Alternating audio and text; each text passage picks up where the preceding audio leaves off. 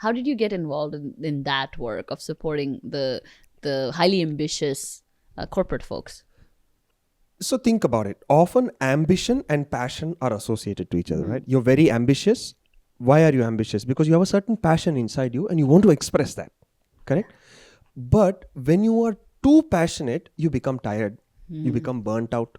And when the passion doesn't manifest, it becomes anxiety. Yes. And when it manifests in the way you don't like it, it becomes depression. It becomes stress. So one has to learn to balance passion with dispassion. So passion is breathing in and dispassion is breathing out. If you only keep breathing in, you'll suffocate. Yeah.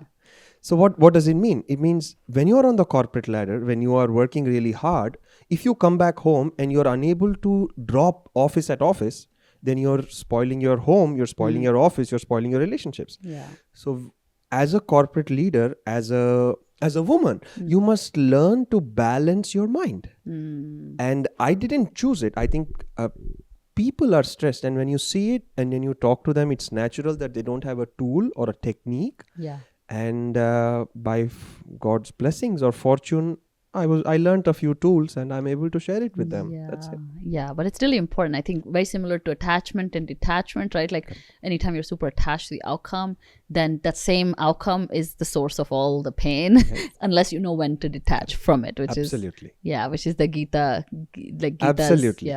lesson. Yeah. What's the shlok? Tell me about the shlok, because I'm not good at shloks, but I want to know the shlok. The shloka is karmanye vadikaraste ma phaleshu kadachana. Ma phala heturbuhu mate sangostho karmani, if I remember it right. But it simply means that you have every right over the action that you perform. But in reality, we have no right over the result. Yes. In fact, think about it. People eat a bagel or they have coffee. They have no clue how it works inside the body. We don't even have control over our very basic systems, like our heartbeat, like our digestive system. And then a human being comes and says, I'm in control of my life. You know, sometimes I feel like tell them, sure, stop your heart for a minute. Can you do that? No, the reality is life is an interdependence of everything. And when we recognize that, what can I do in my life is I can take action. I can take 100% action. And then once I do what I have, I need to let it go. And the truth is, you will be able to let it go very effortlessly only when you give 100%. Yes. The reason why today people are unable to let go is because somewhere they feel, I should have done better. Yeah. That was stopping me. So that is what the Gita is trying to say. When you give 100%, you naturally become detached. I love that. Yeah, that's a great explanation, because I think a lot of times when Gita is quoted or the way people understand it, it's a lot about take the action but don't care about the fruit. And I think the way it like confuses you is like, okay, so then what's the point? Why should I take action? Why should people take action? No, so the world has two rules. Yeah. Okay. When you live in the world, effort is the way. Yeah. Okay. You cannot watch YouTube videos and get a six-pack. You have to go to the gym. Yes. You cannot say, I've been watching the World Wrestling Championship for 3 years. I'm gonna go wrestle. You're gonna be like, But at the level of the mind, the rule is effortlessness. So you can sit and try and be like, I'm not gonna think about this breakup. Do you think that's gonna happen? What's the exact thing you're gonna think about? If you're gonna think about my boss, I'm not gonna think about my boss today. He was so mean to me. Do you think you're not gonna think about the boss? So at the level of the mind, the space is effortlessness. You need to learn to let go. At the level of the world, you need to put effort. Yeah. But what happens in the world is people do it opposite. Yes. When they're supposed to take action, they'll say, it's my destiny. God has written it for me. If it's supposed to happen, it'll happen.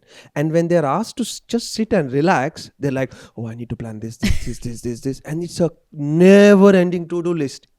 So all the Gita is saying is just reverse it. When you wake up and you need to take action, do it. And when you finish taking action, let it go. Forget about it. Yeah.